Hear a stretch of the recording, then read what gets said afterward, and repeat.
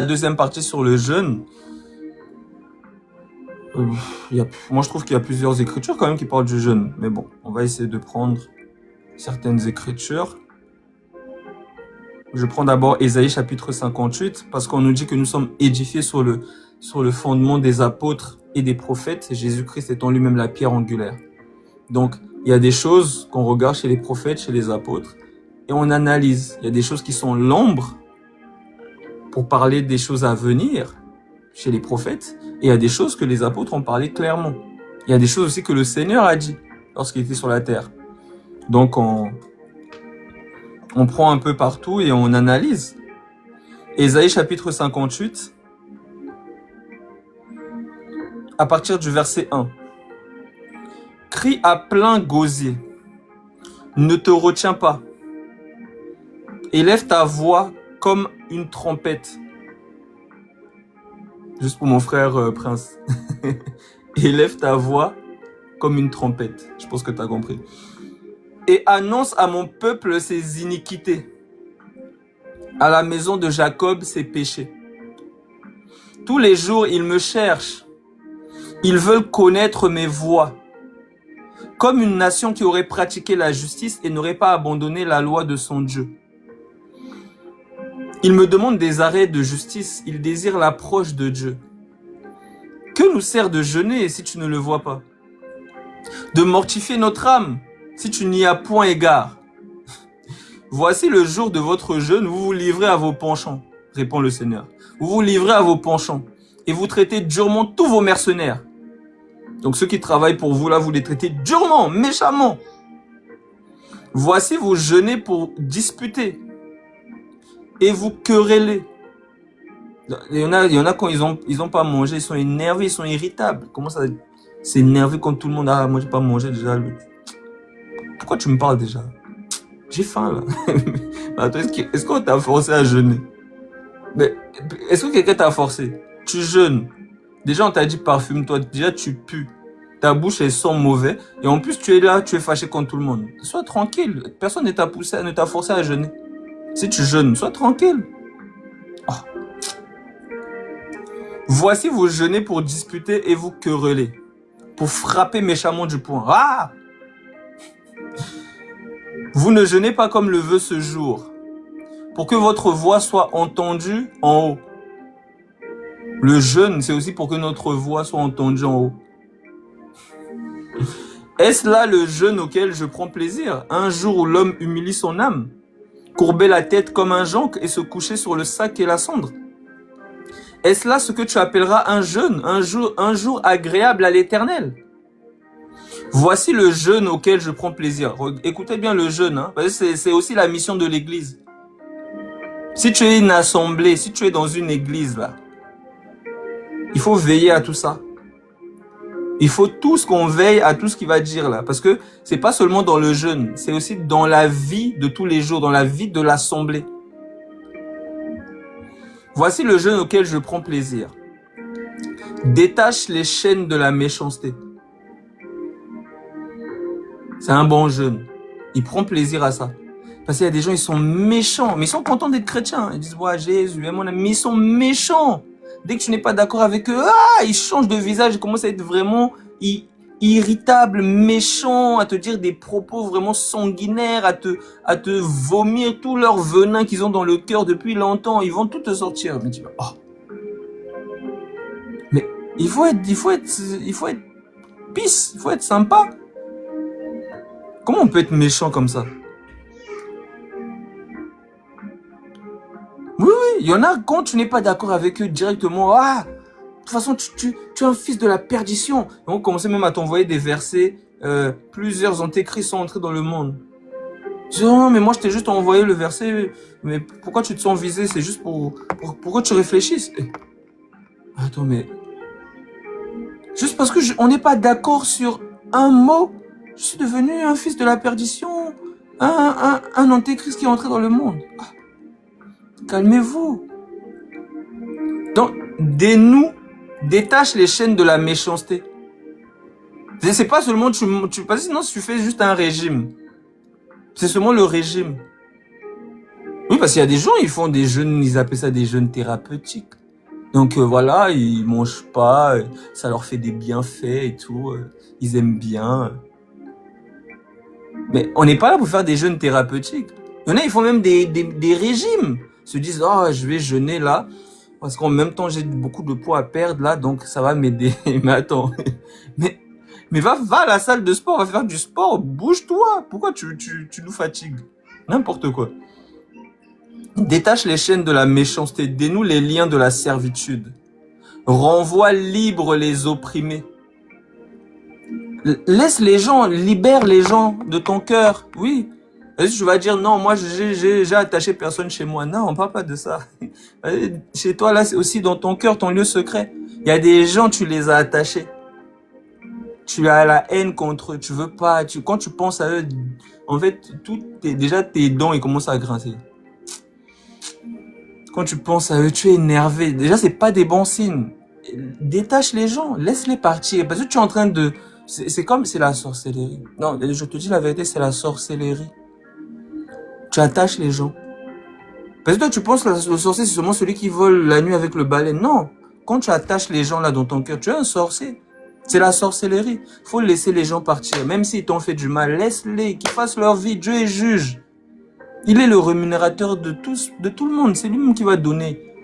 Il a dit à moi la vengeance, à moi la rétribution. Laisse les gens libres. Libère, pardonne.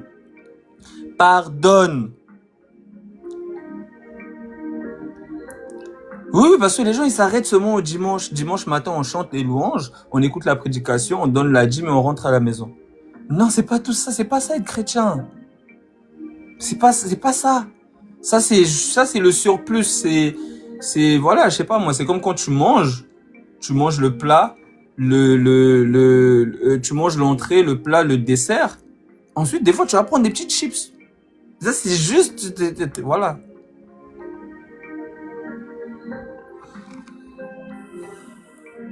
Dénoue les liens de la servitude, renvoie libre les opprimés, et que l'on rompe toute espèce de joug.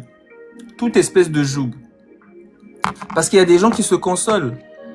Ils se disent non, mais bon, je pense que le Seigneur, il m'a quand même laissé dans la colère pour bien me briser. Non, non, ça n'existe pas. Ça n'existe pas. Moi, je suis contre ce genre de prédication. Je serai toujours contre. Parce que j'ai jamais vu ça chez les apôtres. Oh, le Seigneur va te laisser un petit truc et ça, c'est pour te garder dans l'humilité. Il va te laisser. Non. La volonté de Dieu pour nous, c'est notre sanctification, que nous nous abstenons de la convoitise, de la colère, de toutes ces choses. Donc, tous les jours de notre vie, on doit délier les liens du joug. Donc, le joug, les gens, ils imaginent des menottes ou je sais pas quoi. Non, le joug, c'est tout ce qui te rend esclave. Parce qu'à la base, tu dois être esclave de Christ. Parce que lui, son joug, il est doux et léger. Normalement, c'est le seul joug que tu dois avoir. Maintenant, malheureusement, il y a des gens, ils parlent de Dieu, mais ils ne veulent pas délier le joug. Se faire violence. Faire tous ces efforts. C'est-à-dire, on nous dit, l'apôtre Paul dit, vous n'avez pas encore résisté au péché jusqu'au sang. Vous voyez, quand le Seigneur, il était dans le monde des Oliviers, il priait, on nous dit, il était tellement en train de combattre, il était tellement oppressé qu'il y avait du sang, la sueur qui sortait avec du sang. Les apôtres nous disent que nous, on n'a pas encore lutté comme ça. C'est-à-dire, quand le péché vient, il nous enveloppe facilement. Un joug étranger.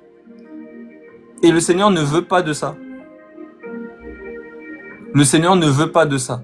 Alors, il nous dit de délier le joug aussi dans nos vies. Que ce soit la cigarette, que ce soit la colère, que ce soit le vol, que ce soit la convoitise, que ce soit. On doit délier ces choses. On doit se dégager de ces choses qui font la guerre à notre âme.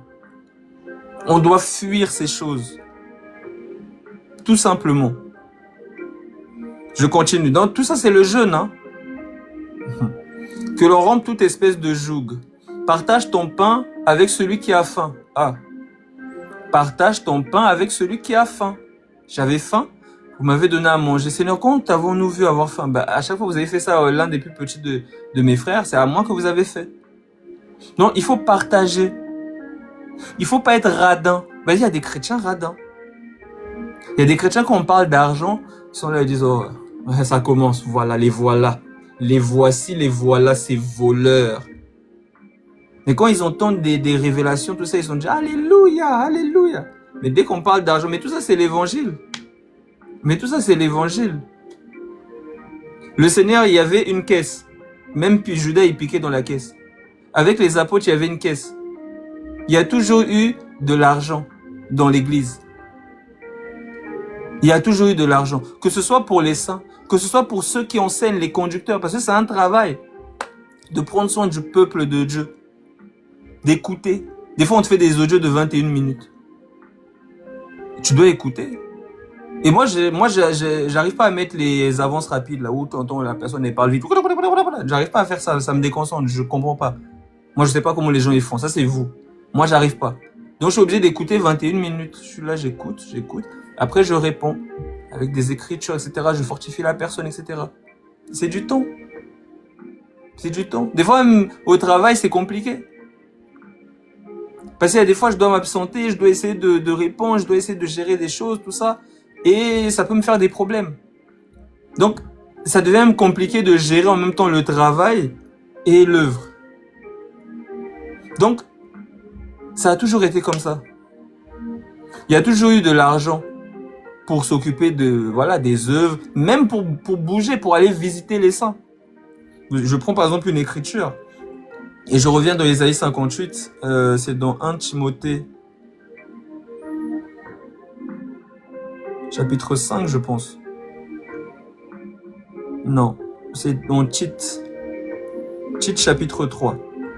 On nous dit, « Aie soin de pourvoir au voyage de Zénas, le docteur de la loi, et d'Apollos, en sorte que rien ne leur manque. Il faut que les nôtres aussi apprennent à pratiquer de bonnes œuvres pour subvenir aux besoins pressants, afin qu'ils ne soient pas sans produire des fruits. » La dernière fois, on devait aller visiter une sœur à Lyon. On était en train de regarder les biens, on voyait des 150 €. On disait, on va attendre la paye prochaine. Donc, c'est compliqué.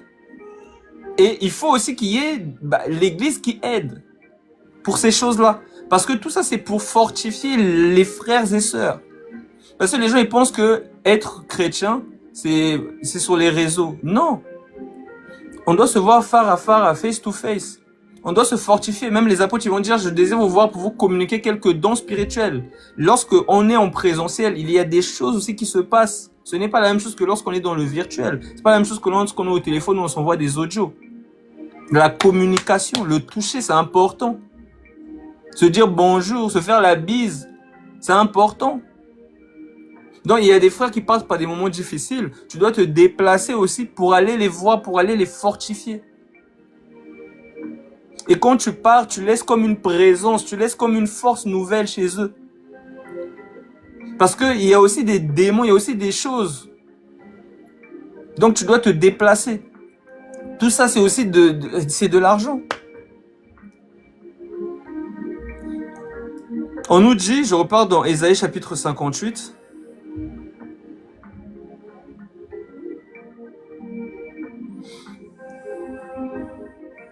Ésaïe chapitre 58, j'étais au verset 7. Partage ton pain avec celui qui a faim. La religion pure et sans tache, nous dit l'apôtre Jacques. Je lis ça. Jacques, chapitre 1, verset 27. La religion pure et sans tache devant Dieu. C'est ça la religion. La religion pure et sans tache devant Dieu notre Père consiste à visiter les orphelins et les veuves dans leurs afflictions et à se préserver des souillures du monde. C'est ça la religion selon Dieu. C'est de se préserver des souillures du monde et de visiter ceux qui sont dans des difficultés. Parce que il y a les orphelins, il y a les veuves, mais il y a d'autres personnes. Il y a aussi des SDF, il y a aussi il y a de tout. Il y a de tout. Il y a des jeunes qui sont dans des foyers, il y a des jeunes, ils vivent des abus depuis qu'ils sont enfants, même des fois par leurs parents. Et il faut parler avec ces jeunes. Sinon, ils vont commencer à brûler les voitures, à mettre leur haine sur la police, etc. Donc, l'Église doit veiller sur tout ça. C'est-à-dire, c'est l'Église qui doit être en premier, au front. C'est même pas d'abord la police, c'est d'abord l'Église qui doit aller parler à ces jeunes, qui doit prêcher l'Évangile.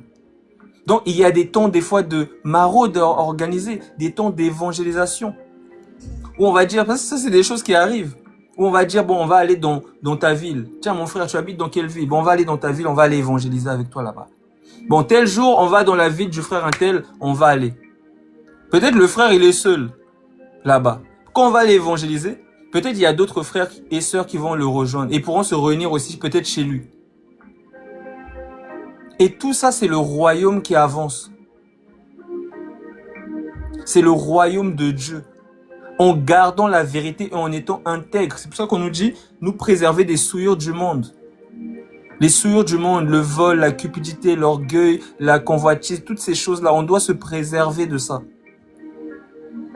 Parce que ça vient détruire. Ça vient pour détruire nos âmes, pour amener la mort spirituelle. La flemme de prier, la flemme de jeûner, la flemme de tout. Et ça commence à nous tourner les regards maintenant vers des choses qui ne glorifient pas le nom du Seigneur. Donc on doit courir, on doit fuir ces choses. Donc la religion pure, c'est ça la religion. Il y a des gens qui disent, moi je ne suis pas, c'est tout ça qu'on appelle les disputes de mots. Je ne suis pas dans une religion, je suis dans une relation. Le terme religion, ça veut dire relier à. Le terme relation, c'est avoir une relation avec quelqu'un. Donc les deux choses là, les deux ils disent la même chose, ils se chamaillent. Ah non, vous qui dites que la religion, vous qui dites non. Hein. C'est des guéguerres, des trucs d'enfants. Sortons de tout ça s'il vous plaît. Vraiment, nous, pour ceux qui marchent avec moi là, s'il vous plaît, nous, on ne doit pas se mélanger dans ces bêtises là, les guéguerres, les disputes de mots, voilà, toutes ces choses là. Nous, on doit fuir ça. On doit fuir ça. Parce que nous, ce qu'on veut, c'est que les âmes viennent au Seigneur. Si quelqu'un, par exemple, considère que dimanche, c'est le jour du Seigneur, nous, on ne doit pas se prendre la tête sur ça. Le plus important, tant que lui, il croit en Christ, il veut le Seigneur, il marche dans la vérité. Parce que quelqu'un qui marche dans la vérité, c'est rare. Qui pardonne, qui aime, qui pratique des bonnes œuvres. Parce qu'il y a des gens, soi-disant chrétiens, qui connaissent beaucoup de versets dans la tête. Mais ils n'ont aucune... En fait, ils ne vivent pas. Ils connaissent seulement les versets, ils connaissent seulement prier chaque seconde. Mais dans leur vie de tous les jours, si tu vas peut-être interroger leurs collègues ou leurs je sais pas moi, compagnons d'école, etc., ils vont dire, lui là, elle là, ouais, tu sais, aïe, si tu savais. Parce que leur bouche, leur comportement, etc., etc., etc. Donc nous, les chrétiens, la première des choses, c'est de marcher dans la justice. C'est pour ça que l'apôtre Paul il dit, si vous n'êtes pas d'accord sur un point, Dieu vous éclairera. Mais au point où nous en sommes, marchons d'un même pas. Et marcher d'un même pas, c'est mettre en pratique les Écritures. C'est pas d'abord se disputer sur oh est-ce que c'est la religion, est-ce que c'est la relation, oh est-ce que c'est on doit aller dans le temple ou on doit se réunir seulement dans la forêt.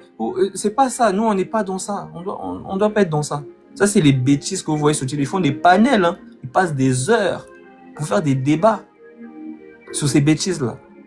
C'est ce qu'on appelle des gens qui aiment les disputes de mots. Je lis ça un peu parce que quand je parle comme ça des fois. Philippiens chapitre 1.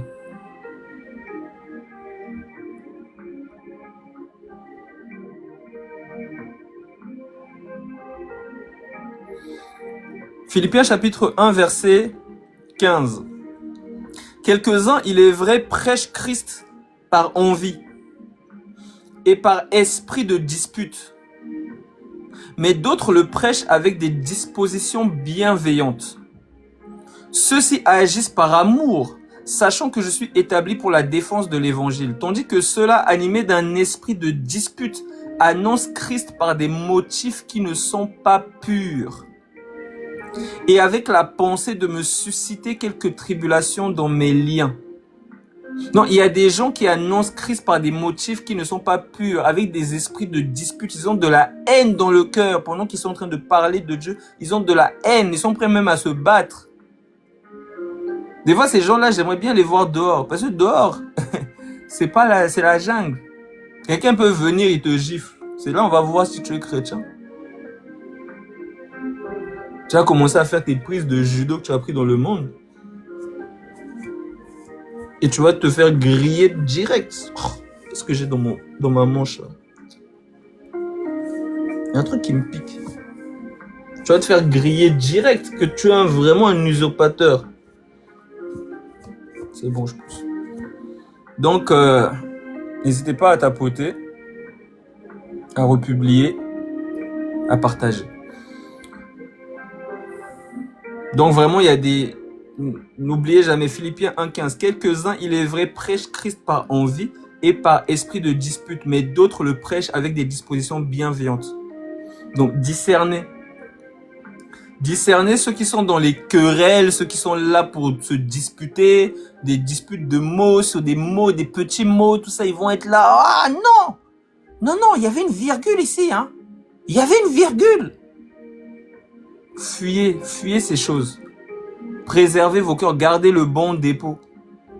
Sinon, vous allez perdre le dépôt. L'amour, la sainteté, tout ça là. Parce que ces choses-là vont amener des querelles, des disputes. Ça va vous emporter. Fuyez ces choses. Fuyez ces choses. Je repars dans Ésaïe 58. Hein. On est toujours dans le jeûne.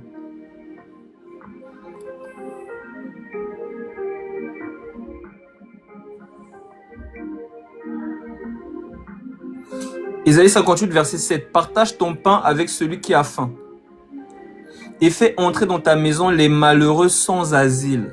Soit aussi quelqu'un qui va accueillir. Voilà pourquoi vous allez voir qu'à l'époque, les églises, quand vous voyez les hôpitaux là, les hôpitaux à la base ça vient des hospices, c'était des chrétiens qui s'occupaient des malades.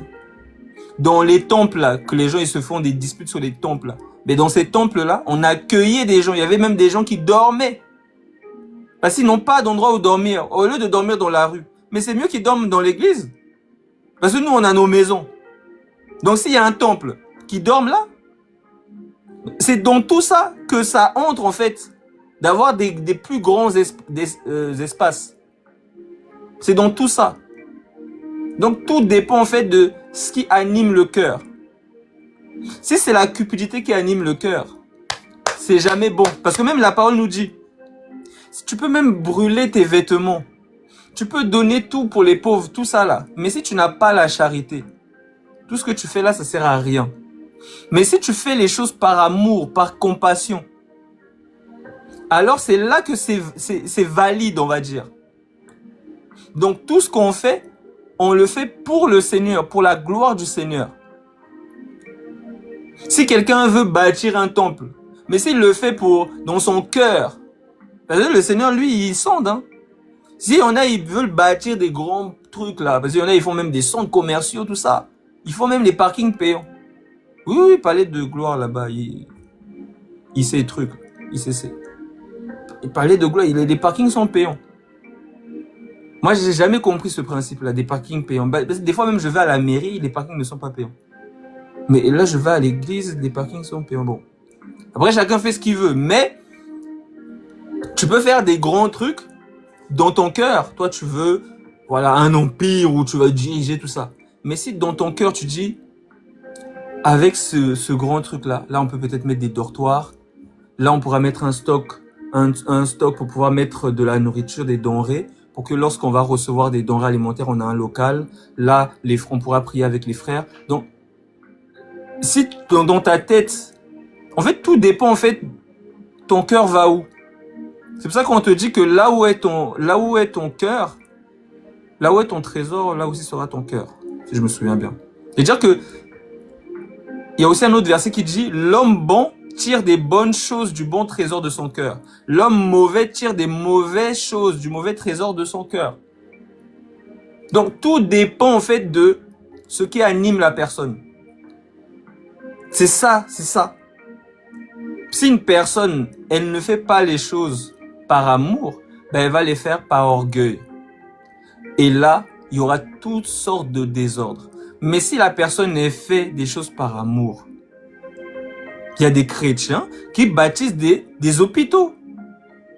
Ils vont dans des pays, ils bâtissent des hôpitaux, il y a des chrétiens qui sont chirurgiens, tout ça, parce que les chrétiens, ils travaillent. Hein. Les kémites, ils pensent que les chrétiens, ils sont là seulement. Les chrétiens, ils travaillent, ils ont une vie. Ils ont une vie, les chrétiens. Donc, il y en a peut-être qui sont chirurgiens, d'autres qui sont, je sais pas moi, qui sont psychologues, ils connaissent un peu les traumas, etc. D'autres qui sont ceci, d'autres qui sont cela. Ben, il peut par exemple peut-être aller en mission, ce qu'on appelle de l'humanitaire. Voilà, ils vont aller et peut-être ils vont mettre leurs dons au service des saints. Et des fois, il y a des orphelinats, des fois, en fait, il y a plein de choses. Il y a tellement de choses à faire. Parce que les gens, ils en ont que faire de l'extérieur. Eux, tant qu'ils sont dans leur coin, c'est bon. Mais le Saint-Esprit, il est jamais dans cette pensée. Vous allez voir, à chaque fois que les apôtres commençaient à prendre du bon temps ensemble, le Seigneur va venir mettre une persécution pour les disperser. Pour qu'ils aillent annoncer l'évangile parce qu'il leur a dit d'aller. Il leur a pas dit de rester entre eux. Il leur a dit d'aller. Donc, à chaque fois que le Seigneur voyait que ça partait un peu en cacahuète, il envoyait la persécution. C'est lui qui permettait. Parce que Satan, c'est un serviteur. Il est au service. Il n'y a rien qu'il peut faire si Dieu ne l'a pas permis, ne l'a pas ordonné.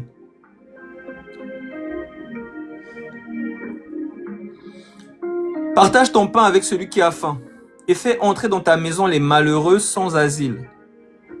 Si tu vois un homme nu, couvre-le et ne te détourne pas de ton semblable. Tout ce que vous voyez dans Matthieu 25. J'étais nu, vous m'avez vêtu, j'étais malade, vous êtes venu me voir, donc des fois à l'hôpital, etc. J'étais en prison, vous êtes venu me visiter, j'étais. Mais c'est là aussi, on vous montre deux caractères. Parce qu'il y a les boucs et il y a les brebis. Les boucs aussi, ils disent Jésus, hein. Ils disent Seigneur, Seigneur. Mais le Seigneur ne les connaît pas. Oui. Oui, Mona. De quoi? Oui, tu peux rentrer, mais fais pas de bruit, s'il te plaît. Donc, je disais quoi? Il m'a perturbé, mon fils. Je disais quoi, moi? T'as vu, tu m'as perturbé. Je sais même plus ce que je disais. Bon, c'est pas grave. Oui, voilà, Matthieu 25. Donc, je disais que voilà, il y a le bouc, brebis. Bouc dit Jésus, Jésus. Brebis dit Jésus, Jésus. Vierge folle dit Jésus, Jésus. Vierge sage dit Jésus, Jésus. Mais comment on les démarque? Vous allez voir comment le Seigneur les sépare. Il y en a un qui pratique des bonnes œuvres et il y a un autre qui n'en a que faire, qui pense qu'à son gros ventre. Vous voyez la différence? Parce qu'il y a des gens qui disent, oh, la dernière fois on est venu me voir, on m'a dit, ah, deviens pas comme Gatsby et plein d'autres pasteurs congolais, ils sont partis en cacahuète, ils sont vraiment en train de... J'ai dit, mais dans la marche là, on n'est pas tous obligés de devenir des voyous. Hein. Il y a des gens qui ont bien terminé la marche. Il y a des gens qui ont bien terminé la marche. Il y a des gens qui sont restés intègres. Non, il n'y a pas que des voyous. Hein. Il n'y a pas que des fausses monnaies. Il y a aussi des bonnes monnaies. Donc, il y a des personnes qui, dans leur cœur, ils veulent s'occuper des gens. Même dans le monde, hein, des gens qui sont pas forcément chrétiens, ben ils aiment. Vous allez voir qu'il y a plein d'associations. Hein. En France, déjà, il y a plein d'associations. Les gens, ils donnent. Les gens, ils aiment leurs prochains aussi, ils aiment aider. Il y en a qui aident, mais il y en a qui n'en ont rien à faire. Tout ça, c'est dans le monde, dans le champ. Donc, le Seigneur, il appelle maintenant les gens à ne pas croire qu'ils seront sauvés par leurs œuvres, mais à croire qu'ils seront sauvés par la foi en lui. Et lorsqu'ils ont la foi en lui, maintenant, ils pratiquent leurs œuvres. Pas pour être sauvés, mais parce qu'il y a aussi une rémunération. Parce que celui qui sème peu, moissonnera peu. Celui qui sème abondamment, moissonnera abondamment. Donc, il y a aussi une rémunération qui nous attend dans notre travail, que ce soit sur la terre, que ce soit dans les cieux, enfin, lors de la résurrection. Voilà pourquoi le Seigneur, il dit, ceux qui veulent me suivre, ils auront, je lis cette écriture.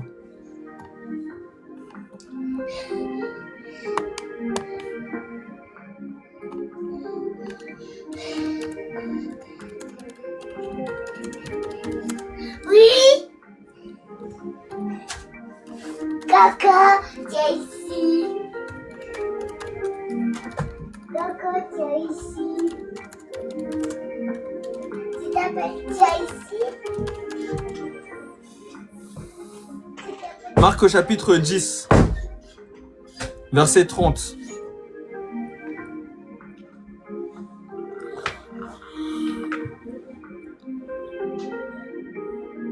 Désolé, je prends un peu de temps pour répondre à ta question, parce qu'il y a plein de points quand même à relever.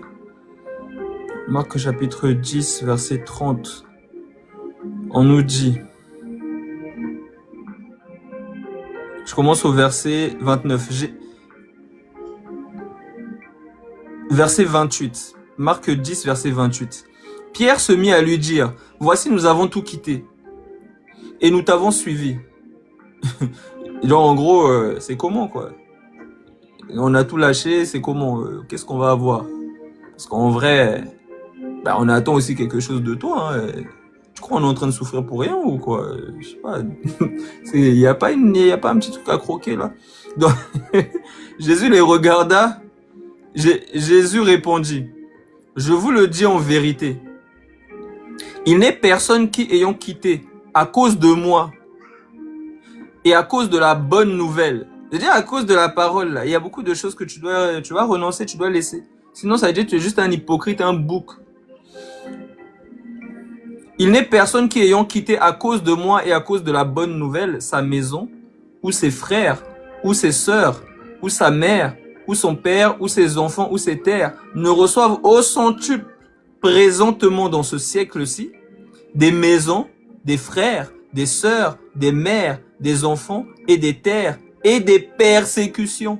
Et dans le siècle à venir, la vie éternelle. C'est-à-dire que dans le Seigneur, tu as des rémunérations, si je puis dire, dans la vie terrestre, quand tu le suis. Et tu as aussi des rémunérations lors du jour de la résurrection, présentement et dans la vie éternelle. Donc, voilà pourquoi on nous dit que celui qui sème peu, moissonne peu. Celui qui sème abondamment, moissonne avec abondance, tout simplement.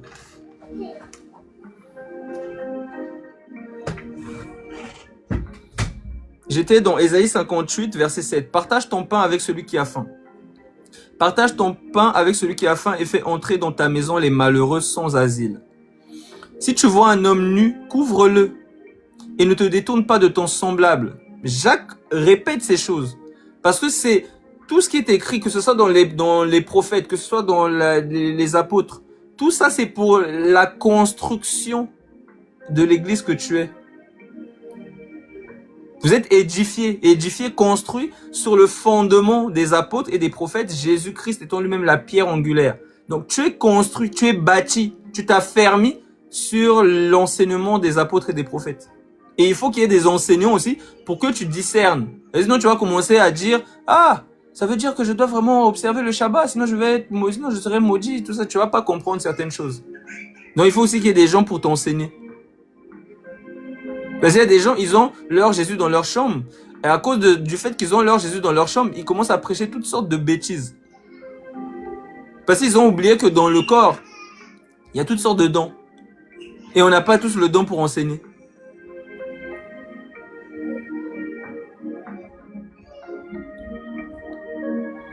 Donc Jacques, il dit, dans Jacques chapitre 2,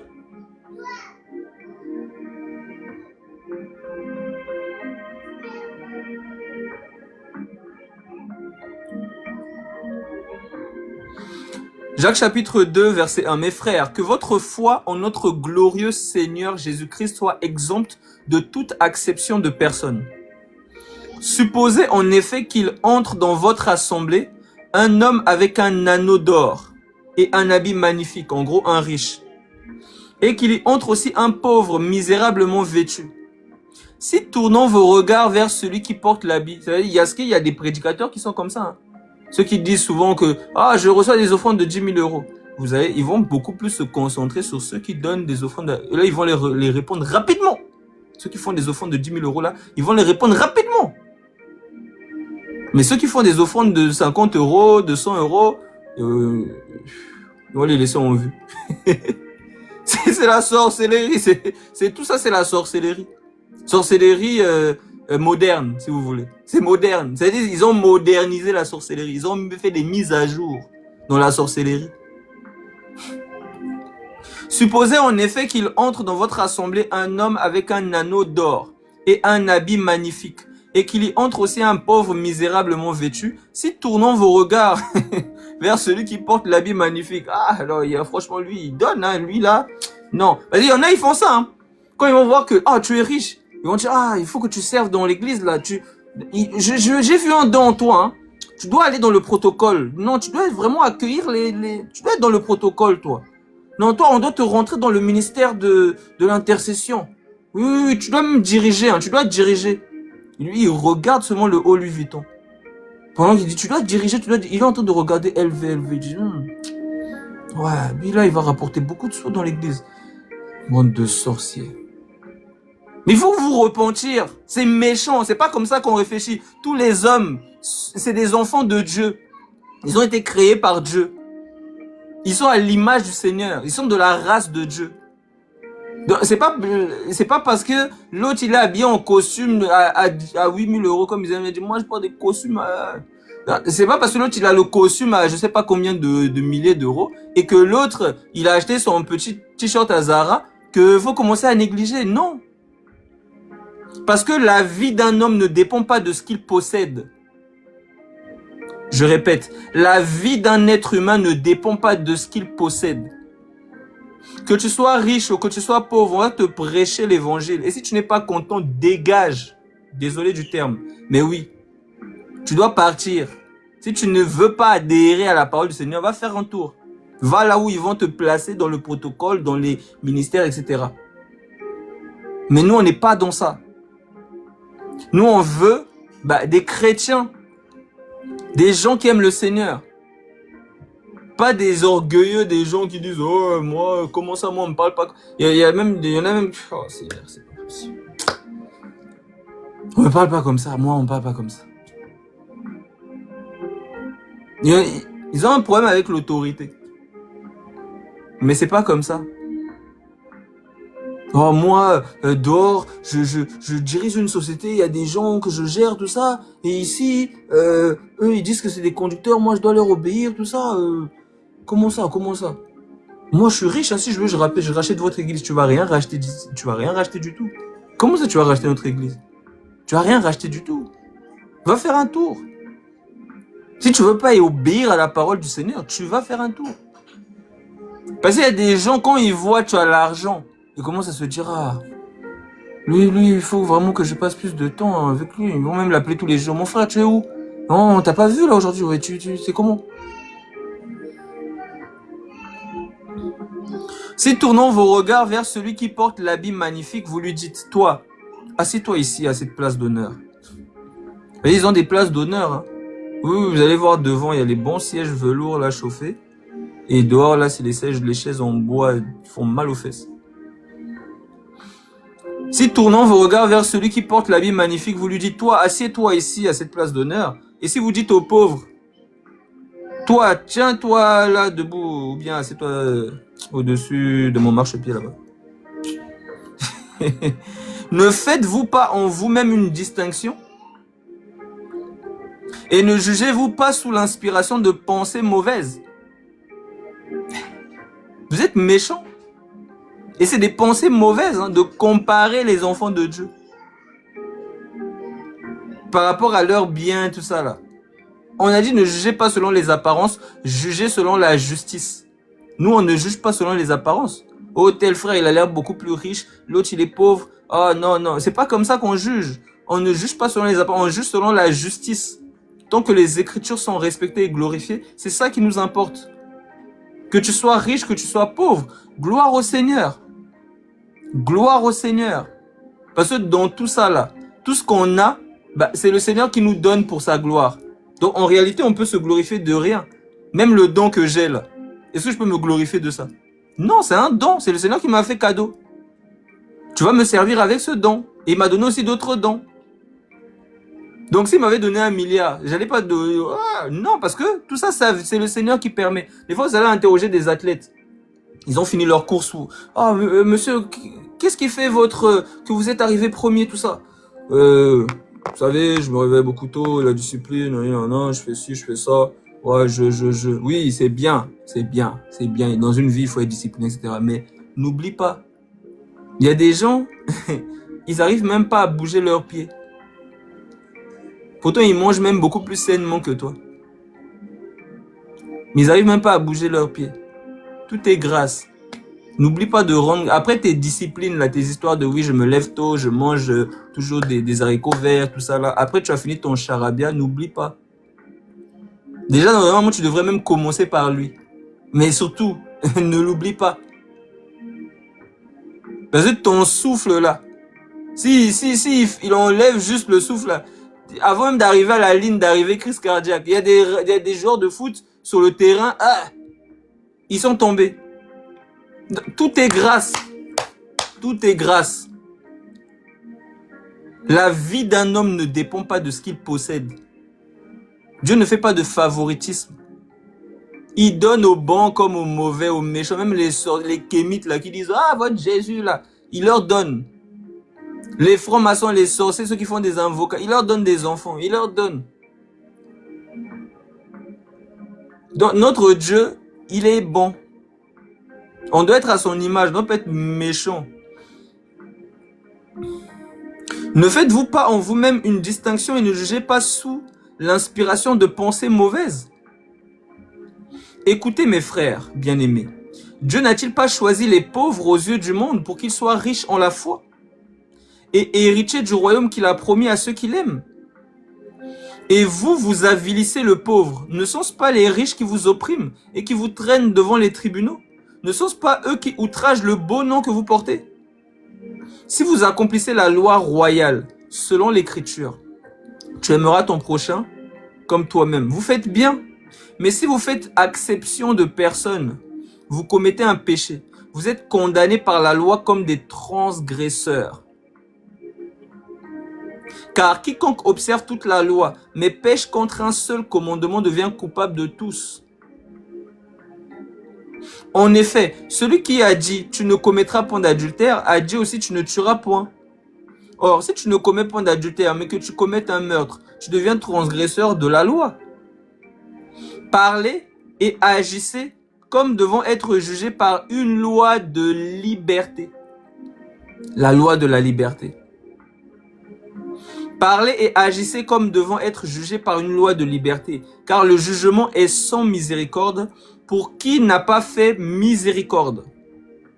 La miséricorde triomphe du jugement. Mes frères, que sert-il à quelqu'un de dire qu'il a la foi s'il n'a pas les œuvres? Voilà pourquoi les nôtres doivent être promptes aux bonnes œuvres. C'est ce qu'on appelle les œuvres de la foi. On ne parle pas des œuvres de la loi, les œuvres de la foi. C'est-à-dire que la foi, c'est un arbre qui a des fruits, qui porte du fruit.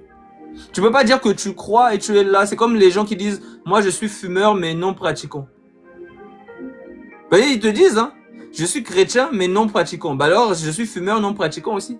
Ça veut rien dire. Soit tu es chrétien, soit tu n'es pas chrétien. Soit tu es fumeur, soit tu n'es pas fumeur. Soit tu es voleur, soit tu n'es pas voleur. Comment ça, je suis voleur, mais non pratiquant? Ça veut rien dire. Donc, croire en Jésus-Christ, ça amène des pratiques, de pratiquer des bonnes œuvres. Donc, que sert-il à quelqu'un de dire qu'il a la foi s'il n'a pas les œuvres? La foi peut-elle le sauver? Donc, le fait de dire j'ai la foi, là, c'est ça qui va le sauver. Parce qu'il y a des gens, on leur dit, bah, venez, répétez après moi, Jésus-Christ, Jésus-Christ. Tu es mort pour moi à la croix, tu es mort pour moi à la croix. Je te reçois comme Seigneur et Sauveur. Ouais. C'est bon, tu es sauvé. Donc, c'est donc ça. C'est donc ça. De répéter des phrases. Gillian, si tu as quelque chose à dire, tu envoies ta demande, tu montes. Si tu n'as rien à dire, s'il te plaît, passe ton chemin. Et non, moi, je suis pas là pour faire des disputes de mots avec toi. Si tu es là pour développer l'Afrique, va développer l'Afrique. Ben, c'est pas moi qui vais développer l'Afrique, c'est toi. Tu as l'air motivé, va le faire vite. Arrête de m'embêter, s'il te plaît. Moi, j'ai pas de problème avec toi, tu me connais pas, je te connais pas. Donc, avance. Vous, sur les réseaux, vous avez l'habitude d'être impoli. C'est-à-dire, vous venez chez les gens, vous commencez à parler mal aux gens, alors que dehors, quand vous voyez les gens, vous dites bonjour. Mais sur les réseaux, vous commencez à avoir des ailes amères. On respecte les gens. On ne se connaît pas, on dit déjà bonjour. Il faut être bien éduqué. Donc, c'est avec ton éducation là qu'on construit un pays. N'importe quoi.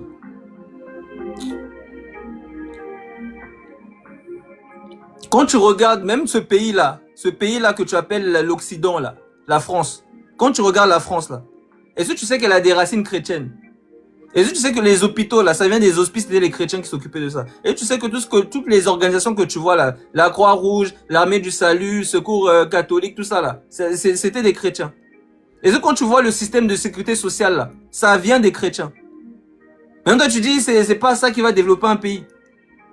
Mais un pays est bâti sur la foi. Un pays est bâti sur la foi. Vous pensez qu'un pays est bâti par des hommes politiciens qui sont corrompus, qui vont voler l'argent? Quelqu'un qui craint Dieu. Mais c'est ça qui bâtit un pays? Mais quelqu'un qui va te voler ton argent, c'est ça qui va construire un pays? Des gens qui n'ont aucune morale, qui ne connaissent pas leur créateur. C'est ça qui va bâtir un pays? Faut arrêter votre bruit là. Faut arrêter ça. Faut arrêter. C'est qui t'a dit que les chrétiens, ils ne font que prier? Qui t'a dit ça? Faut arrêter de regarder la télé, faut sortir. Faut arrêter de regarder Envoyé spécial, faut sortir. N'importe quoi. Tu connais ma vie? Tu connais la vie des gens qui sont ici?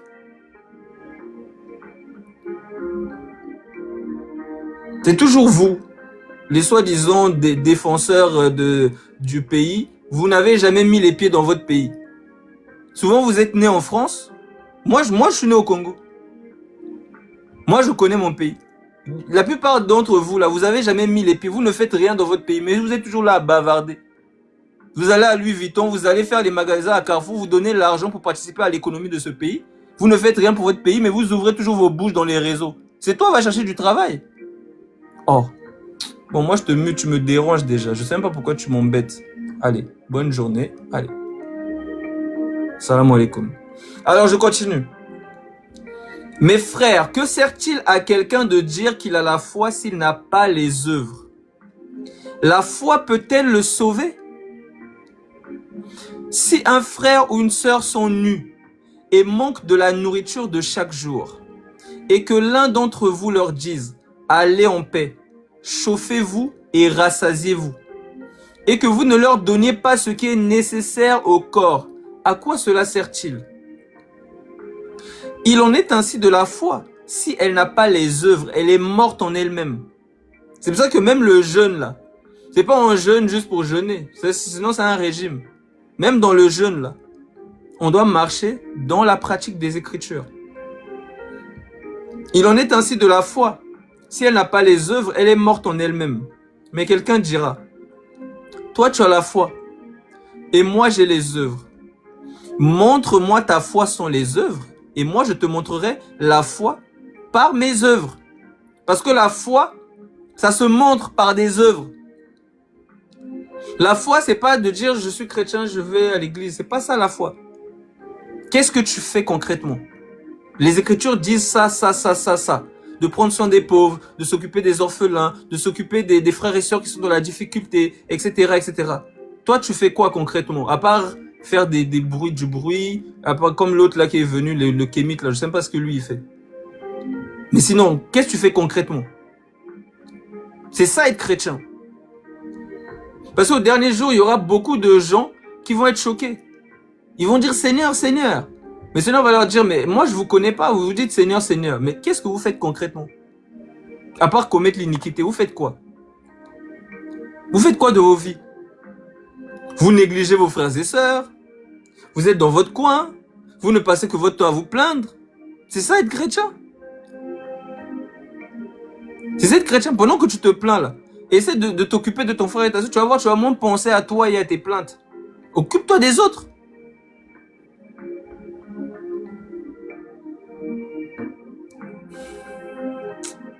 C'est grave, hein.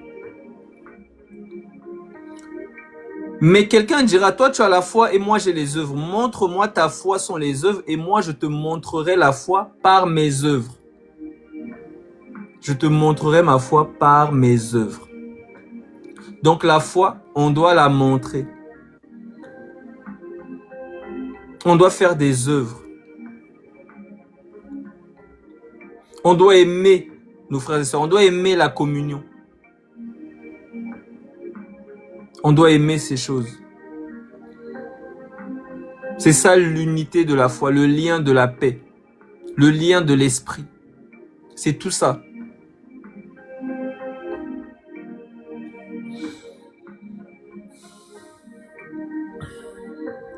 Donc, Ésaïe chapitre 58.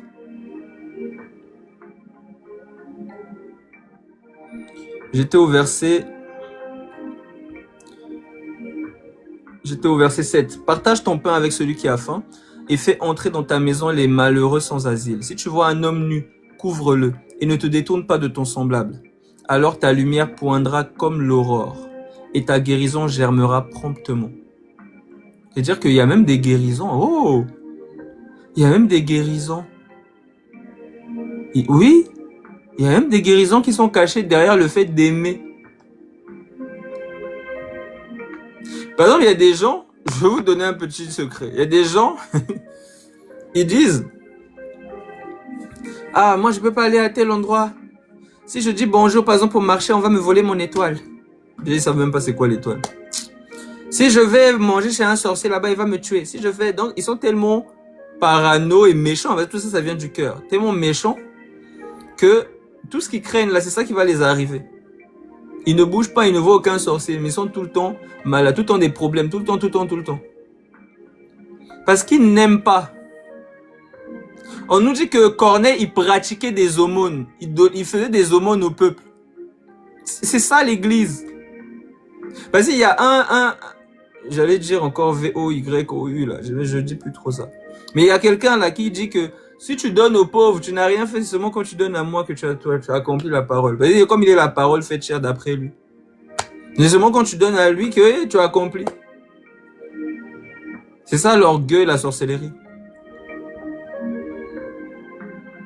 C'est pas ça la vie chrétienne. Il y a un verset qui dit que celui qui donne aux pauvres prête à Dieu, qui lui rendra lorsqu'il reviendra en gros. Mais l'autre il dit que non, si tu donnes aux pauvres, tu n'as rien fait. C'est seulement quand tu donnes à l'homme de Dieu que tu as accompli l'évangile. Genre l'évangile c'est accompli en lui quoi, genre c'est lui. Et ils vont toujours tout justifier avec des écritures, hein, parce que c'est leur cœur qui est mauvais. Ils ont toujours la bouche exercée au mal, la langue mensongère, pour prêcher du mensonge et séduire les gens qui sont mal affermis. Mais ils ne feront pas des très grands progrès parce que leur folie sera manifestée aux yeux de tous. Comme l'a été celle des Dathan, Abiram, Corée, tout ça là. Leur folie sera manifestée. Attendez, il y a un verset qui dit ça.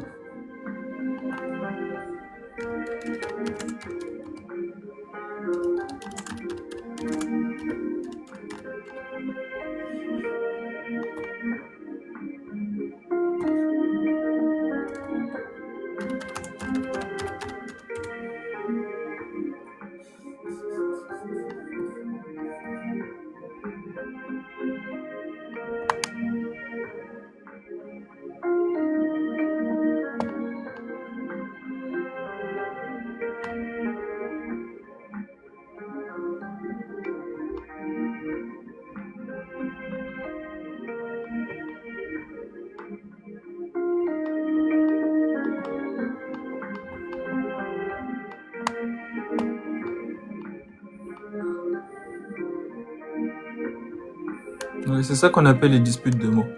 Vous avez combien de compilations? N'importe quoi.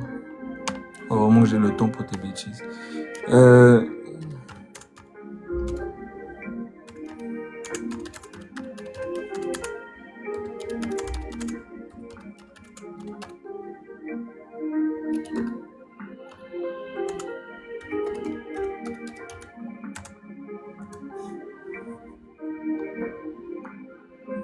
C'est 2 Timothée chapitre 3.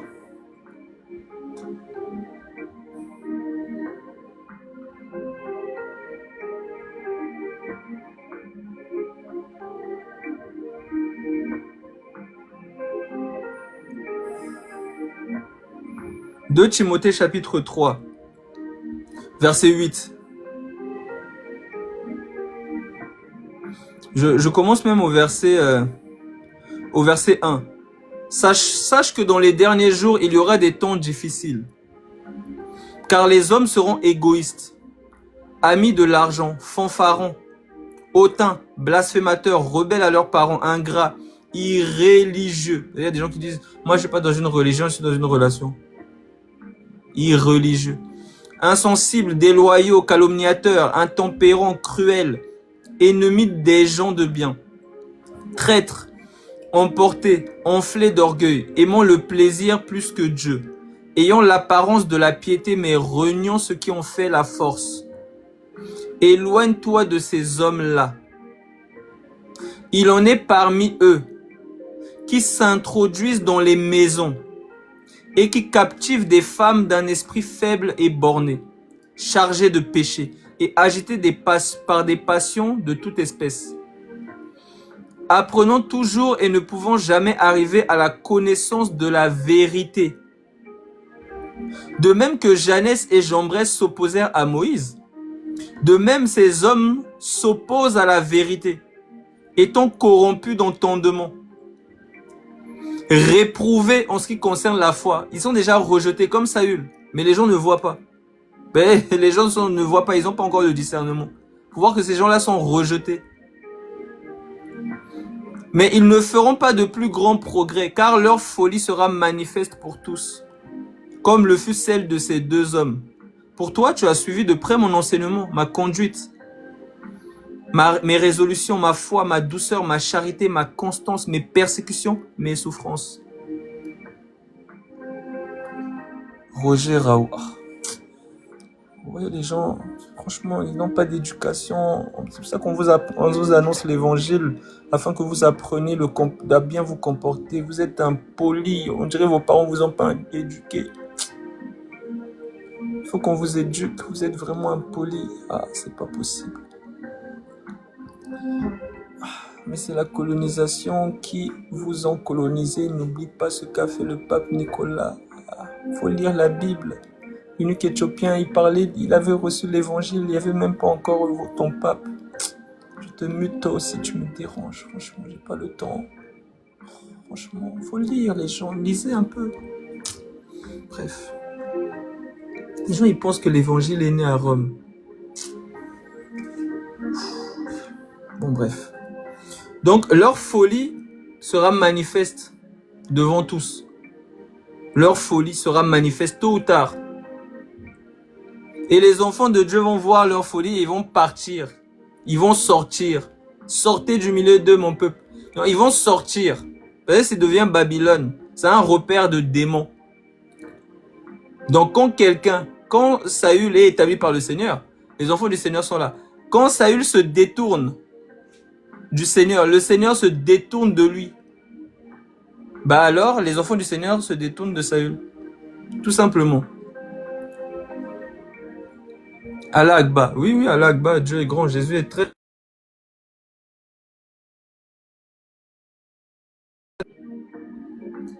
Jésus est grand, il est très très puissant. Donc, Isaïe 58, verset 8. Alors ta lumière poindra comme l'aurore et ta guérison germera promptement. Ta justice marchera devant toi et la gloire de l'Éternel t'accompagnera. Donc quand tu marches dans la vérité, ça te sanctifie, ça te purifie et ça te restaure. C'est-à-dire que même peut-être tu as comme une addiction, une chose qui est là, qui est récurrente. Mais comme tu manques de discernement, toi tu es là seulement à te focaliser sur ce problème, à dire, à te lamenter, etc.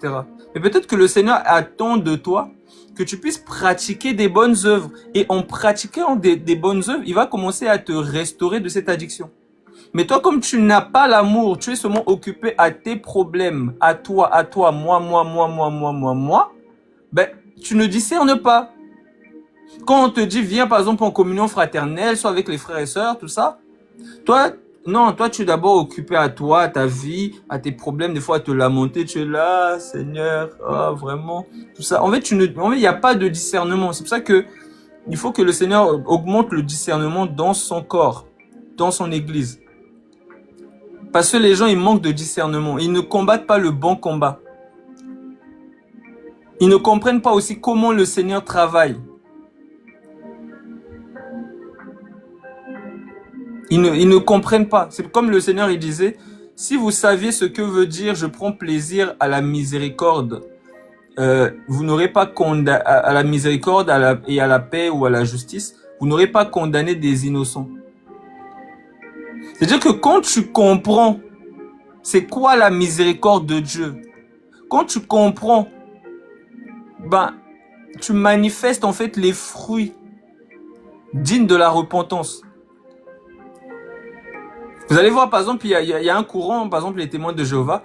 Eux, par exemple, si par exemple, je sais pas, leur fils a besoin d'un rein ou a besoin du sang, leur fils est en train de mourir, ou bien je sais pas, leur fils est en train de mourir, leur fille est en train de mourir, elle a besoin d'un don de sang. Ils vont dire non, je peux pas. Pourquoi? Mais c'est parce qu'ils n'ont pas compris que le Seigneur lui-même, il a donné son sang pour nous sauver. Que le Seigneur lui-même, il a donné son cœur, il a donné sa vie. Donc lui-même, on lui a fait une opération chirurgicale, on a prélevé des choses en lui pour injecter dans les gens que nous sommes. Mais les gens vont dire non. Et ils vont chercher même des versets pour justifier leur mauvais cœur. Un cœur mauvais va toujours trouver des versets pour justifier sa méchanceté. Ils vont trouver des versets qui vont prouver qu'on peut maudire un frère en Christ. Ils vont chercher des versets. Ils vont venir même voir le Seigneur. Seigneur, combien de fois je dois pardonner mon frère, hein? Combien de fois? Parce qu'ils sont fatigués de pardonner. Ils sont méchants. Ils vont se trouver des versets pour répudier leur femme, pour divorcer. Ils vont, ah bon, il n'y a pas un verset qui me permet là, hein? Parce que Moïse aussi nous a permis quand même. De toute façon, voilà, on est édifié sur la loi dans le fondement des psaumes, des prophètes et des apôtres. Donc Moïse aussi, il a dit quand même que voilà, il faut répudier pour motif, si la femme est désobéie, il faut répudier. Ils vont toujours trouver des choses. Ils vont toujours trouver des choses pour justifier leur mauvais cœur, leur mauvais penchant, leur méchanceté. Ils trouveront toujours des versets. Ils trouveront toujours des versets. C'est la méchanceté.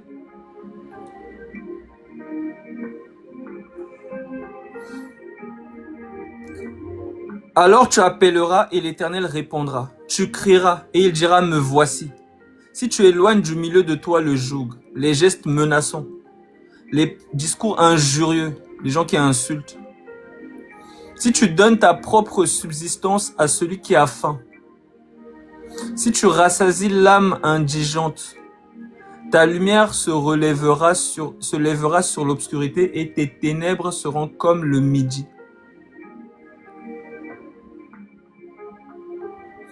Donc, ça c'est le jeûne. On continue. Il y a encore un autre passage. Le Seigneur lui-même aussi parle un peu du jeûne. Il dit par exemple dans Matthieu chapitre 6.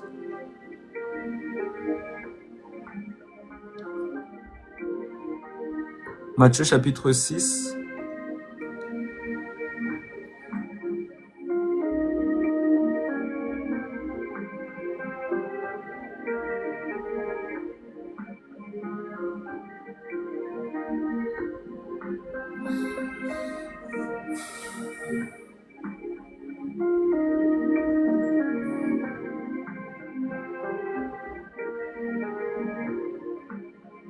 Matthieu chapitre 6, verset 16. Lorsque vous jeûnez, Ne prenez pas un air triste comme les hypocrites qui se rendent le visage tout défait pour montrer aux hommes qu'ils jeûnent. Mais il y a des gens, c'est comme ça. Hein. Quand ils jeûnent, déjà ils sont fâchés, ils sont énervés comme tout le monde. Ils sont fâchés. Et en plus, ils vont pas se laver, ils se brossent pas les dents. Ils vont toujours trouver même des versets, même des sourates. Ils vont chercher des sourates pour dire que oui, j'ai le droit de puer de la bouche, justement. Je dois pas même avaler ma salive, je dois rien faire. Je dois pas mettre le dentifrice là parce que c'est comme si je suis en train de mourir. En fait, ils ont oublié que à la base, on jeûne pour pratiquer aussi des bonnes œuvres. En fait, c'est une vie le jeûne. C'est une vie. C'est une vie. Sinon, on va dire qu'il y a des démons qui partent par une vie de jeûne et de prière. Le jeûne et la prière. C'est une vie. Les disciples du Christ, ils prient, ils jeûnent. C'est normal. Je parle des vrais disciples de Christ. Mais il y en a, ils sont seulement là pour avoir des gros ventres. Ils ne pensent jamais à jeûner, jamais. C'est pas leur problème. La prière encore moins, etc. Ils font leur vie, ils vont souvent le dimanche à l'église. Ensuite, toute leur semaine, ils font leur vie comme si de rien n'était. Mais c'est pas ça. Le jeûne, c'est une vie. C'est-à-dire que tu jeûnes ou que tu jeûnes pas. Normalement, par exemple, tout Ésaïe 58, c'est pas seulement lorsqu'on jeûne qu'on doit s'occuper des pauvres, tout ça. Non. C'est une vie. C'est une vie. Donc, les gens, comme tu le dis, ils oublient le fondement, en fait. Ils oublient le fondement. Parce que lorsqu'on donne la loi, vous allez voir, il a dit c'est à cause de la dureté de votre cœur que Moïse vous a donné ces choses. Shalom, mon frère Michael. La loi, en fait, c'est... Quand on te donne la loi, c'est comme... C'est à cause des cœurs durs. Mais l'amour n'a pas besoin qu'on lui dise que il faut que tu prennes soin des autres. Il faut que tu pardonnes. Il faut que tu t'occupes de ceux qui annoncent l'évangile. Il faut que tu prennes soin des malades. Il ne faut pas que tu répudies ta femme. L'amour, on n'a pas besoin de lui prêcher ces choses. C'est naturel. Mais quand on commence à dire ne fais pas ci, ne fais pas ça, c'est parce que les cœurs sont endurcis. Il y a un verset qui parle de ça. Je prends ça vite fait. C'est dans 1 Timothée chapitre 1. Vous allez voir, la loi... Les gens qui sont là tout le temps en train de prêcher la loi, et c'est pour ça qu'ils ont des cœurs durs. Ils ont des cœurs durs. Et même ils disent, ils rendent témoignage de leur vie, ils sont nés sur des cailloux. C'est pour ça qu'ils ont des crânes durs, des cœurs durs, tout ça là. Donc, c'est 1 Timothée, chapitre 1. On nous dit au verset 8. Nous n'ignorons pas que la loi est bonne, pourvu qu'on en fasse un usage légitime, sachant bien que la loi n'est pas faite pour le juste. Ah, la loi n'est pas faite pour le juste. Sachant bien que la loi n'est pas faite pour le juste, mais pour les méchants et les rebelles, les impies et les pécheurs, les irréligieux et les profanes, les parricides, les meurtriers, les impudiques, les infâmes, les voleurs d'hommes, les menteurs, les parjures et tout ce qui est contraire à la saine doctrine, conformément à l'évangile de la gloire du Dieu bienheureux, évangile qui m'a été confié. Donc, la loi, elle n'est pas pour le juste. C'est pour les voyous. Mais le juste, il vit par la foi. Et comme il a foi au Seigneur Jésus-Christ, le Seigneur Jésus-Christ produit naturellement la vie de Christ en lui. Voilà pourquoi les disciples, on les appelait des chrétiens. On disait qu'ils étaient comme Christ. Donc, normalement, la bonne terre, lorsqu'elle entend la parole, elle comprend. Mais la mauvaise terre, il faut toujours lui rappeler la loi, la loi, la loi. Tu sais, la loi, tu sais ça. Il faut toujours dire. L'évangile est simple. C'est les gens qui compliquent l'évangile. La simplicité de Christ. La simplicité.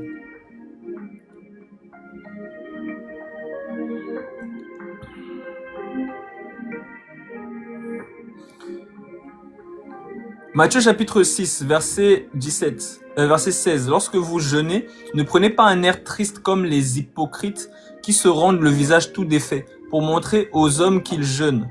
Je vous le dis en vérité, ils reçoivent leur récompense. Mais quand tu jeûnes, parfume ta tête et lave ton visage, afin de ne pas montrer aux hommes que tu jeûnes, mais à ton Père qui est là dans le lieu secret. Et ton Père qui voit dans le secret te le rendra. Donc tu dois être discret, tu te parfumes, tu es en jeûne, tu pries, quand voilà, tu as des temps de prière, tu as des fois des temps où tu peux sortir, parce qu'il y a des fois où le Seigneur peut te pousser à sortir. Moi, il y a des moments où, quand je peux être en jeûne, je suis vraiment isolé, et il y a des moments où je peux être en jeûne, où je suis limite dans l'évangélisation, en sortant, je vais dehors, etc. Donc ça dépend, il suffit juste d'avoir le discernement. Mais le jeûne, ça fait partie de la vie des disciples. De jeûner et de prier. Parce que les gens, ils jeûnent. Ils oublient la prière. Non, c'est le jeûne et la prière. C'est des jumeaux. L'un ne va pas sans l'autre. Donc, voilà. Parce qu'il y a des gens, ils jeûnent. Donc, ils font des régimes. Ils ne prient pas, ils ne passent pas du temps à chercher le Seigneur, à méditer sa parole, etc. Afin de ne pas montrer aux hommes que tu jeûnes, mais à ton Père. Mais quand tu jeûnes, parfume ta tête et lave ton visage, afin de ne pas montrer aux hommes que tu jeûnes, mais à ton Père qui est là dans le lieu secret. Et ton Père qui voit dans le secret te le rendra. Donc le jeûne à la base, on ne doit pas sonner la trompette pour dire « Oh, je jeûne ». Vous allez voir, il y en a dans leur religion, quand ils jeûnent, tout le monde est au courant. Que là, c'est leur mois de jeûne. Que ce soit ceux qui font carême, ceux qui font ramadan, la même sauce. Il n'y a pas un mois où c'est réservé. Le jeûne, c'est comme quand on parle du Shabbat. Le Shabbat, c'est tous les jours. Quand on parle de la Pâque c'est tous les jours.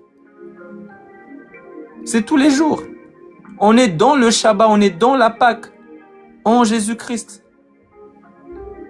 Donc c'est tous les jours qu'on est en train de se réjouir dans le Seigneur.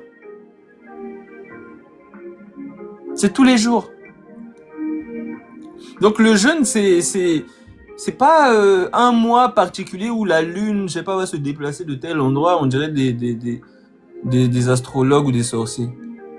Non, tu jeûnes, voilà, c'est naturel, c'est la simplicité en fait. Pendant que tu cherches le Seigneur, pour que ta voix soit aussi entendue, etc. Parce qu'il y a aussi des combats spirituels, il y a des choses que tu ne vois pas. Des fois, le Seigneur va te pousser à entrer en jeûne pour contrecarrer certains plans de l'ennemi, de l'adversaire. Parce qu'on n'a pas à combattre contre la chair et le sang. C'est-à-dire que tout ce qu'on fait, on est dans une guerre, on est dans un combat. Voilà pourquoi on nous dit qu'il y a des démons qui partent par le jeûne et par la prière.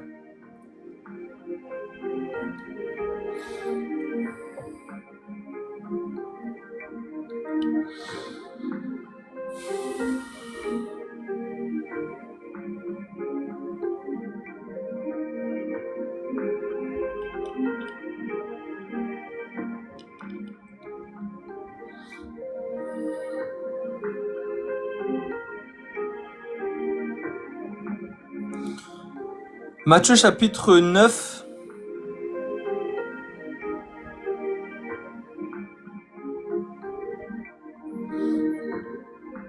Au verset 10, on nous dit: comme Jésus était à table dans la maison, voici beaucoup de publicains et de gens de mauvaise vie vinrent se mettre à table avec lui et avec ses disciples. Les pharisiens virent cela et ils dirent à ses disciples: pourquoi votre maître mange-t-il avec les publicains et les gens de mauvaise vie? Ce que Jésus ayant entendu, il dit: ce ne sont pas ceux qui se portent bien qui ont besoin de médecins, mais les malades. Allez et apprenez ce que signifie je prends plaisir à la miséricorde et non au sacrifice. Car je ne suis pas venu appeler des justes, mais des pécheurs. Alors les disciples de Jean vinrent auprès de Jésus et dirent, « Pourquoi nous et les pharisiens jeûnons-nous, tandis que tes disciples ne jeûnent point ?» Jésus leur répondit, « Les amis de l'époux peuvent-ils s'affliger pendant que l'époux est avec eux ?» Bah oui, l'époux c'est le Seigneur Jésus-Christ. Il est au milieu de son église, il est là avec eux. En chair et en os, il est là. Ils vont jeûner pourquoi? Jésus est là. Ils vont jeûner pourquoi?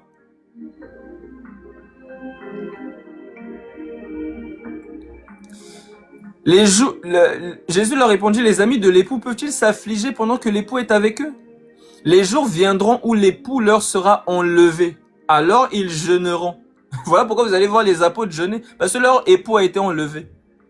Voilà pourquoi on nous dit l'épouse dit viens. Nous attendons notre époux. Donc nous jeûnons aussi. Nous prions. Nous crions à lui.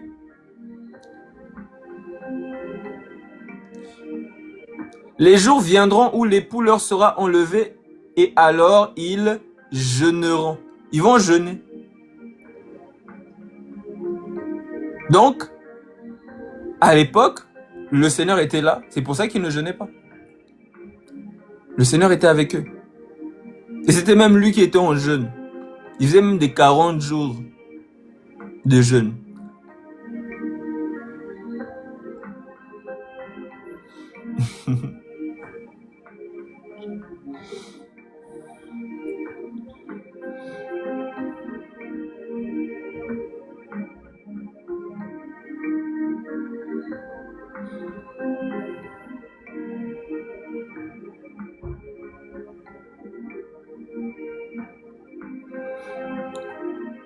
Donc, je prends Actes chapitre 10.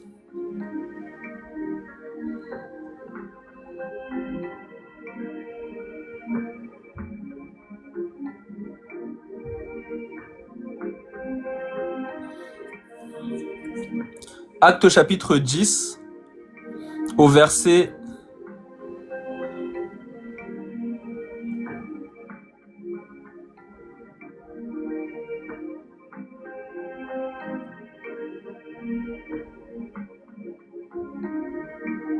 Actes chapitre 10, verset 30. Corneille dit, « Il y a 4 jours à cette heure-ci, je priais dans la maison, dans la maison. À ma 9e, dans ma maison, à la 9e heure, et voici un homme vêtu. » Attendez, parce qu'il y a un problème.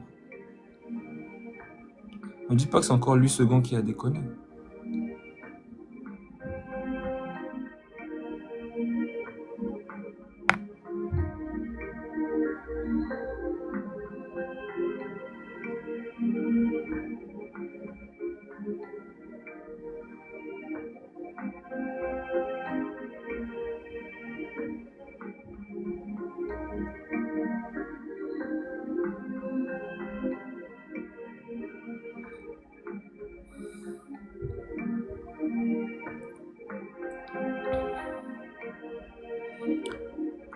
Non, c'est moi qui... Non, Acte chapitre 13. Acte chapitre 13. Donc, on nous dit, il y avait dans l'église d'Antioche des prophètes et des docteurs. Barnabas, Siméon, appelé Niger, Lucius de Cyrène, Manaën, qui avait été élevé avec Hérode le tétrarque et Saül. Pendant qu'ils servaient le Seigneur dans leur ministère et qu'ils jeûnaient, le Saint-Esprit dit, mettez-moi à part Barnabas et Saül pour l'œuvre à laquelle je les ai appelés. Alors, après avoir jeûné et prié, ils leur imposèrent les mains et les laissèrent partir. Donc, la vie de jeûne et de prière, les apôtres jeûnaient. Ils priaient. C'est une vie en fait. C'est une vie. Ça veut dire que faire... Je vais peut-être choquer, mais faire... Même là, je monte, on va dire par compassion. Parce qu'à la base, c'est une semaine. Mais faire 2 semaines sans jeûner, pour un chrétien, il y a un problème. Oui, j'ai dit. C'est moi qui a dit. Faire 2 semaines sans jeûner, il y a un problème. Il y a un truc qui va pas. C'est-à-dire, est-ce qu'il y a une vie de prière? Parce que la vie de prière va attirer le jeûne. La vie de prière va attirer aussi le jeûne.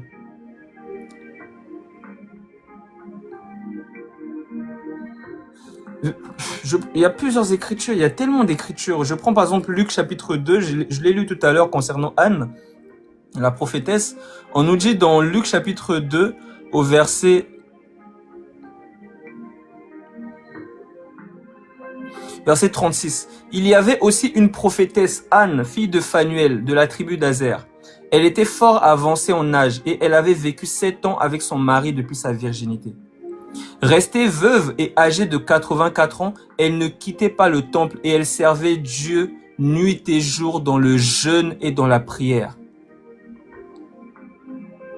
C'est une vie. C'est pour ça que je vous ai dit que j'ai même abusé quand j'ai dit 2 semaines. Parce qu'à la base, même c'est 1 semaine. C'est une vie. C'est-à-dire que, je sais pas, c'est naturel en fait. C'est même pas où il faut... ne cherchez pas les commandements. Parce que les gens, ils aiment les commandements. Ils aiment qu'on leur dise, oui, bon, à partir de minuit, il faut mettre le réveil, il faut prier à partir de minuit, ou il faut jeûner tel jour, tout ça. Là, ils vont être assidus. Non, c'est une vie. C'est une vie. C'est-à-dire, de la même manière que tu respires, de la même manière que tu manges, que tu sors, tu prends le RER, etc. Tout ça, quand tu vis, non? Ben, c'est la même chose. Quand tu pries, c'est la respiration. Quand tu jeûnes, tu es en train de te balader dans les lieux célestes, les lieux spirituels. Tu te balades. Comment tu te balades dans le RER?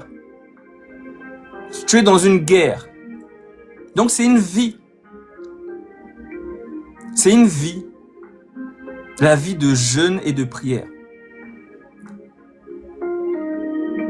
Donc, il y a des personnes qui font des fois des 3 mois, ils n'ont pas jeûné. Il y en a qui font même toute l'année, ils n'ont pas jeûné. Mais c'est bizarre. C'est très très bizarre.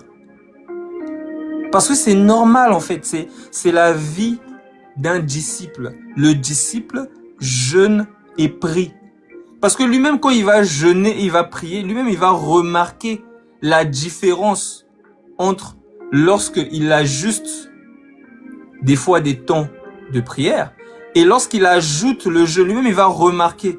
Et c'est lui-même qui va maintenant rechercher plus le jeûne. C'est-à-dire que les gens qui ne jeûnent pas aussi, c'est-à-dire qu'il y a aussi des choses qu'ils n'ont pas expérimenté. Ils n'ont pas compris en fait ce qu'il y a derrière le jeûne. Daniel, il jeûnait. Parce que le jeûne, bah, ça peut se faire de plusieurs manières. Tu peux par exemple ne pas manger d'aliments, mais tu peux boire de l'eau. Ou bien tu peux ne pas manger de l'aliment et ne pas boire pendant un tel laps de temps. Ou bien tu peux te débarrasser, on va dire, des aliments qui sont trop succulents, on va dire. Les aliments somptueux. Et te contenter peut-être de légumes, etc. C'est ce que Daniel, des fois, il faisait. Donc, tu infliges en fait une discipline à ton corps. C'est pour ça que l'apôtre Paul, il dit, je tiens mon corps assujetti, je le traite durement, afin de ne pas être rejeté après avoir prêché aux autres. L'apôtre Paul, il avait une vie de jeûne et de prière. Lui-même, il va le dire, hein, il va rendre témoignage de cela, il va dire, il a été tellement dans les jeûnes.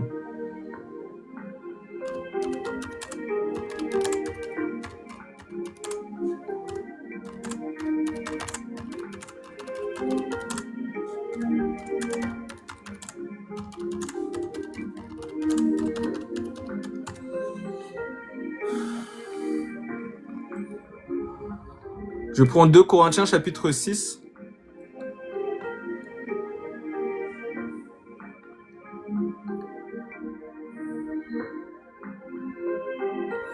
On nous dit au verset, je commence au verset 1. Puisque nous travaillons avec Dieu, nous vous exhortons à ne pas recevoir la grâce de Dieu en vain. Car il dit, au temps favorable, je t'ai exaucé. Au jour du salut, je t'ai secouru. Voici maintenant le temps favorable et voici maintenant le jour du salut. Pardon, nous ne donnons aucun sujet de scandale en quoi que ce soit, afin que le ministère ne soit pas un objet de blâme. Mais nous nous rendons à tous égards recommandables comme serviteurs de Dieu par beaucoup de patience dans les tribulations, dans les calamités, dans les détresses, sous les coups, dans les prisons, dans les troubles, dans les travaux, dans les veilles, dans les jeûnes, par la pureté, par la connaissance, etc. Par les veilles, donc des fois, tu peux veiller, hein. Ce que les gens ils appellent des veillées de prière. Tu peux veiller, tu peux passer des temps à veiller. Tu n'es pas en train de dormir, tu es en train de prier ou de méditer. C'est aussi une vie, hein. Je sais, c'est des choses qui énervent la chair, je sais. Mais c'est une vie. Donc par les veilles, par les jeûnes. Donc un disciple doit avoir une vie de jeûne et de prière. Moi j'aime manger, j'aime le riz. Oh le riz, ouais. Le Seigneur il m'a donné un amour particulier pour le riz. J'aime manger. Mais il y a un temps pour toute chose sous le soleil. Il y a un temps pour manger le riz et il y a un temps pour jeûner. Et quand c'est le temps de jeûner, Satan, comme il me connaît, vous allez voir à chaque fois, on fait du bon riz. Que ce soit à la maison, que ce soit au travail, même mes collègues. Mais il y a le riz là, mais viens, ils savent, ils me connaissent. Je dis non, j'ai un truc à faire là, j'arrive, plus tard. Je sens l'odeur qui parfume tout le couloir, même au travail. Je suis là, je dis ah Seigneur, pourquoi? Mais c'est pas grave, c'est pour la bonne cause. Je sens, des fois je suis là, des fois je vois les enfants en train de manger avec madame, je les regarde. En plus ils mangent devant moi, ah Seigneur, je sors, je vais prier dans la voiture. Il y a un temps pour toute chose. Et oui, je sais, c'est pas facile. La chair, elle aime manger.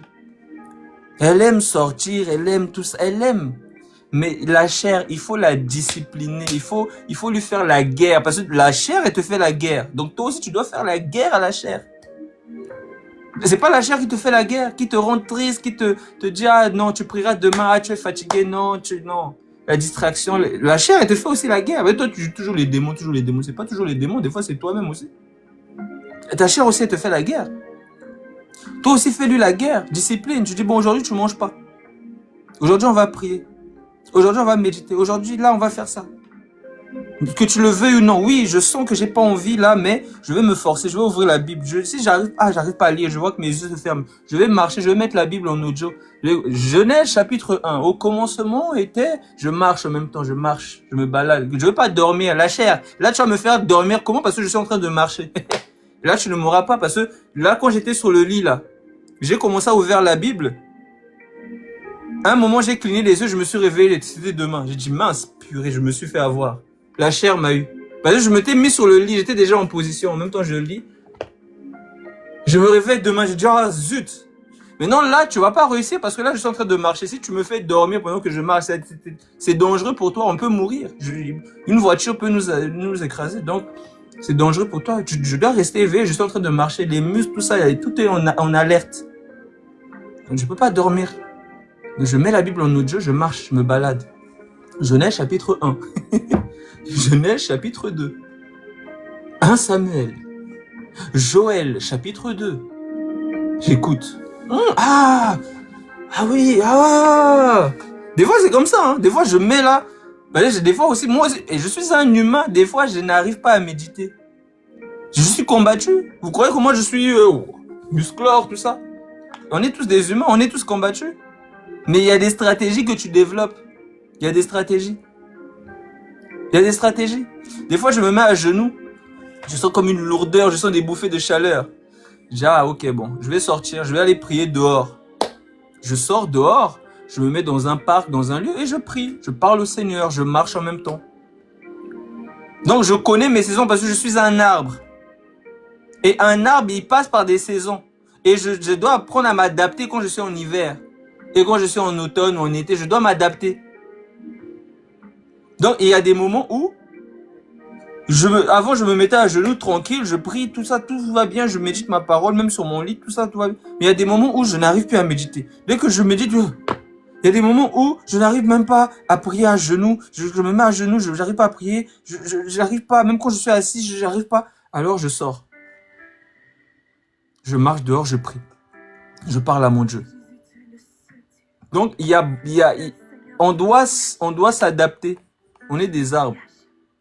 On doit s'adapter. C'est comme ça, c'est la vie. On nous fait la guerre. Nous aussi, on fait la guerre. La chair, elle va nous faire la guerre. Nous aussi, on va lui faire la guerre. Attendez. Donc, tous les jours, on est en combat. Les démons veulent notre peau. Notre chair veut notre peau. Satan veut notre peau. Les humains aussi veulent notre peau parce qu'ils sont possédés. Tout ça, il y a plein de choses. Donc, on est vraiment des soldats. On est vraiment des soldats. Donc, tous les jours, c'est la guerre. Des fois, même pour monter en live, vous savez, tous les démons qui se lèvent pour pas que je monte en live. Parce que c'est comme si je viens motiver les troupes. Des fois, je viens fortifier les troupes. Tu imagines, si par exemple, pendant l'ennemi est en train de faire la guerre, il y a peut-être un soldat, il est sur le point de renoncer ou d'arrêter la bataille, tout ça. Toi, tu viens, tu le motives, tu dis, ah, levez-vous! Nous sommes des guerriers! Nous sommes des soldats! N'oubliez jamais pourquoi vous êtes enrôlés dans la guerre! N'oubliez jamais! Souvenez-vous! Et tu motives, ils sont là. Ouais, oui, t'as raison. Ouais, oui, nous allons repartir, oui. C'est toi, on veut ta peau. Alors toi, quand tu fais ça, là, Satan, il te regarde et dit, lui, là, on va commencer par lui, on va même laisser tous les autres. Et c'est lui qui fortifie les troupes. Il dérange. Il dérange. Ceux qui sont dans l'intercession, là. Quand ils sont dans l'intercession, c'est la guerre. Les flèches, ça vole. On veut leur peau. Ils dorment, on est en train de les courser. Les serpents qui viennent, oh. Tout ça, c'est pourquoi? C'est pour les dissuader. Arrête de prier. Parce qu'en réalité, depuis qu'on les course, depuis qu'on les attaque, ils sont toujours vivants. La plupart du temps, même, ils sont même pas à l'hôpital. Ils sont là. Donc, on peut pas les tuer. On essaie juste de les intimider. Alors, c'est soit ils disent, je m'en fiche, celui qui est avec moi là, il est plus fort que vous, je vais continuer à prier, je vais continuer à intercéder pour les saints, je vais continuer à intercéder pour ce quartier dans lequel je vis, je vais continuer à intercéder pour ces jeunes là-bas là qui sont en train de boire à l'épicerie, je vais continuer à intercéder pour les nations, je vais continuer, même si vous allez faire ce que vous voulez là, je m'en fiche, je vais remplir mon ministère. Mais c'est une guerre. C'est une guerre, c'est une bataille. Il faut se faire violent, c'est les violents qui s'en emparent. C'est écrit, c'est les violents qui s'en emparent. Mais non, si tu n'es pas violent, si à chaque fois que la chair te dit, oh, tu prieras demain, toi aussi tu dis, ah, tu commences à dialoguer aussi avec ta chair. Hein. Non, tu dois prendre l'autorité même. Tu dis, mon âme, bénis l'Éternel, n'oublie aucun de ses bienfaits. C'est quoi ça là? Comment ça on prie pas? Tu te souviens pas que Jésus, tu étais dans la boue là-bas, tu faisais tes bêtises, il est venu te ramasser, tu te souviens pas mon âme? Comment ça on prie pas? Maintenant si on prie pas, on fait quoi? On va dormir, on va sur les réseaux, on va ça. Comment ça on prie pas? Non. Mais toi tu es là, tu dis, ah peut-être tu as raison, hein. Ouais, je pense que je vais prier demain aussi parce que, oui, je sens aussi que je suis un peu fatigué, hein. Tu crois que t'es en hypnose, tu es en séance d'hypnose ou quoi? C'est quoi ça?